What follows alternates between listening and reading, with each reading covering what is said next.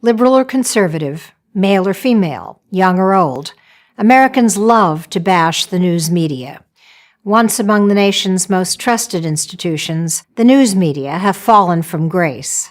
According to Gallup, even as recently as 2000, a majority of Americans trusted the press. By 2015, it had fallen to 40%, and lower than that, 36% among those 18 to 49. It's hard to see how this decline will be reversed.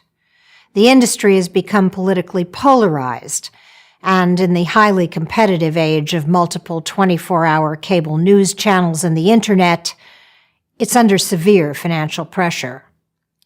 And this compounds an even deeper problem: failing journalistic standards. In the 1950s, the media universe consisted mainly of a few national television broadcast networks and local TV and radio stations, most of which got much of their news from major wire services and the nation's large newspapers. Most journalists were committed to producing objective journalism, fact-based stories independent of the government and of political parties. A reporter's job was to report, not offer opinion or advocate. Presented with the facts, it was up to readers to make their own judgments about news events. Opinions were supposed to be confined to editorial and op-ed pages. That world no longer exists. This lack of objectivity and the decline of standards is one reason, though not the only one, why newspapers and news magazines are a declining industry. According to Pew Research, print revenue from newspaper sales has declined from $47 billion in 2006 to $16 billion in 2014. Digital sales haven't come close to making up the difference. Most papers have been forced to cut operating expenses, slash staff, and close bureaus, overseas in particular. Ironically, there are more stories than ever to cover, and fewer staff than ever to cover them. This lack of information from professional journalists has been filled by a new source: social media and the blogosphere. When the Iraq War, which I covered for the New York Times, began in 2003, there were roughly 100,000 bloggers. Only a few years later, there were an estimated 27 million. The Internet as a news source has obvious pluses and minuses. On the plus side is that information is spread widely and instantly. The minuses have to do with the fact that the quality of reporting varies dramatically. It's not easy to separate the wheat from the chaff.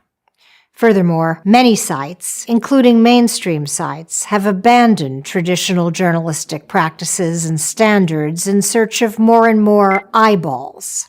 Objectivity, once the gold standard of reporting, is now often seen as old-fashioned, a ratings loser.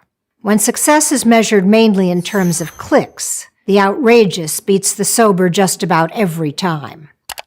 Inserting opinion, even in the middle of a news story, is a way in which journalists can distinguish themselves. And in mainstream media outlets, those opinions overwhelmingly tend to be liberal. This might not be so bad if journalists acknowledged their bias, but they almost never do. Yet the bias is obvious. According to a 2014 study by two Indiana University professors, reporters who identify as Democrats outnumber those who identify as Republicans by 4-1, 28% to 7%. The remaining 65% call themselves independent, but based on my long experience as a reporter, this is a fiction. That is, many reporters like to describe themselves as independent, but they're not. Not really. By any fair measure, this group is overwhelmingly on the political left. The obvious liberal bias has only served to push conservative readers to those sources that cater to conservative themes, further polarizing the media landscape. And unable to attract conservatives, the mainstream media have chosen to double down on views and themes that appeal to their liberal constituency.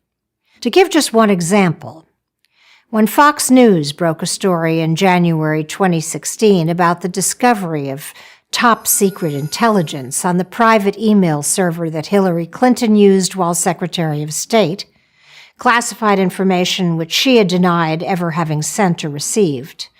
The New York Times buried this news story deep inside the paper. A decline in reporting standards, a decline in revenue, an increase in bias have made many wary of the people who provide them with their news. A certain amount of skepticism is a healthy thing, but a thriving democracy depends on a dynamic and free press. As much as people may like to bash the media, most people would far prefer to trust it.